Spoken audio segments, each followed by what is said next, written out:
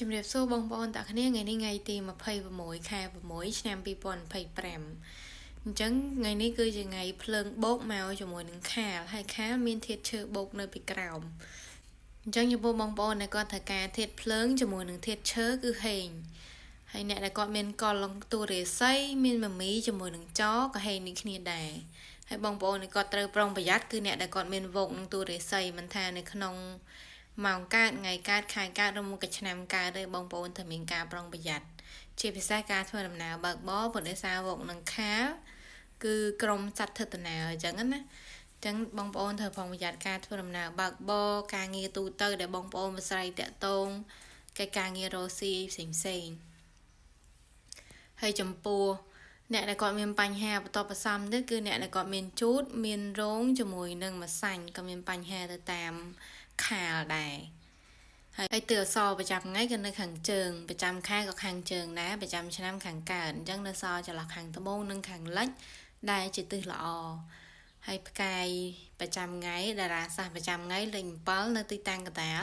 អញ្ចឹងបងប្អូនអាចដើរផ្កាយថយក្រោយតាមនឹងទៅលេខ5នៅខាងលិចលេខ1នៅត្បូងឈិងលិចលេខ3នៅខាងត្បូងបងប្អូនអាចប្រើប្រាស់តាមនឹងបានណាហើយសម្រាប់បងប្អូនទាំងគ្នាដែលគាត់មានចង្អុលរឿងផ្កាយប្រចាំថ្ងៃដើរថយក្រោយព្រោះរដូវកាលមានដើរទៅមុខដើរទៅក្រោយសូម្បីតែប្រចាំម៉ោងផ្កាយតារាសាស្ត្រប្រចាំម៉ោងក៏ត្រូវដើរ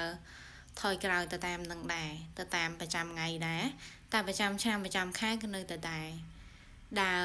ជាធម្មតាតែប្រចាំថ្ងៃជាមួយប្រចាំម៉ោងដែលពាក់កណ្ដាលឆ្នាំចុងក្រោយហ្នឹងគឺត្រូវដើរថយក្រោយណាអញ្ចឹងបងប្អូនអាចចូលស្ដាប់វីដេអូនេះបានគឺប្រចាំម៉ោងគឺដើរថយក្រោយដែរអញ្ចឹងសម្រាប់ទិសអសរទិសឆុងបងប្អូនត្រូវប្រុងប្រយ័ត្នកុំរង្គោះរង្គើជួសជុលដាំស្វានបេះផ្ដាស់ហើយសង្ឃឹមថាបងប្អូននឹងទាញបានប្រយោជន៍ពីវីដេអូមួយនេះយកទៅប្រើប្រាស់ធ្វើកិច្ចការងារសំខាន់ដែលបងប្អូនចេញទៅជួបគេឬមួយទៅគាត់ធ្វើការងារនៅក្នុងផ្ទះក្នុងការិយាល័យកន្លែងរស់ស៊ីលក់ដូរបងប្អូនអាចប្រើប្រាស់